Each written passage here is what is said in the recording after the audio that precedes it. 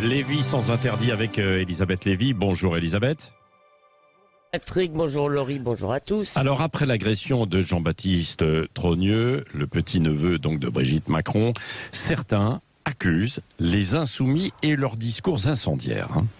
Alors d'abord, rappelons que l'indignation, la condamnation a été unanime, même chez les Insoumis, elle a été très claire, cette condamnation, par exemple chez François Ruffin, on ne défend pas la démocratie en attaquant un chocolatier, a-t-il tweeté, et beaucoup plus entortillé chez Jean-Luc Mélenchon, beaucoup moins, disons, allant de soi.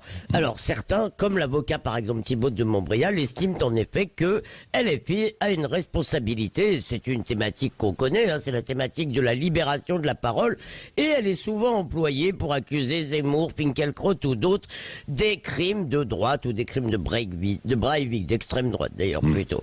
Chez beaucoup d'insoumis, il y a en effet un appétit d'échafaud, de tête sur des pics, un petit vent robespierriste. Mais s'agissant d'Emmanuel Macron, pardon Patrick, mais tout le monde a participé à la démolition, de l'extrême droite à l'extrême gauche, sans oublier les médias qui depuis quelques semaines s'attendrissent presque sur les casseroles. Et bien là, oui, la casserolade a mal tourné parce que dans tout cet arc politique, c'est la personne d'Emmanuel Macron et pas sa politique qui est érigée en explication universelle de nos malheurs. On ne parle pas du président de la République comme quelqu'un qui se tromperait, qui ferait une mauvaise politique, mais comme un être malfaisant, un affameur cynique et cruel d'un peuple qui, lui, est vierge de tout mal. Alors oui, il y a une sorte d'acclimatation. Ouais. Voilà. Mais ces propos violents, virulents, peuvent-ils être tenus pour responsables d'une agression ?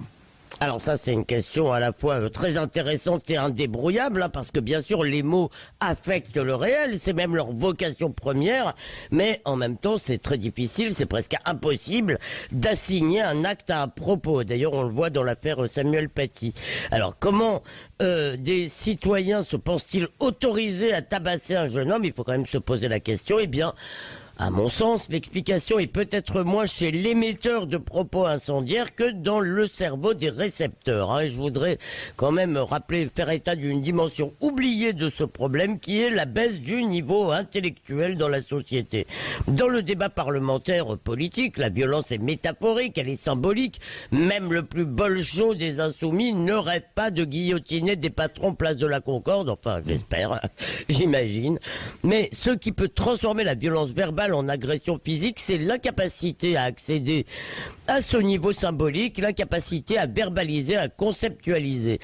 Et puis on entre alors dans le règne de l'émotion brute, de la pulsion. Quand on n'a pas de mots, on cogne, et la colère ainsi est considérée comme ayant toujours raison.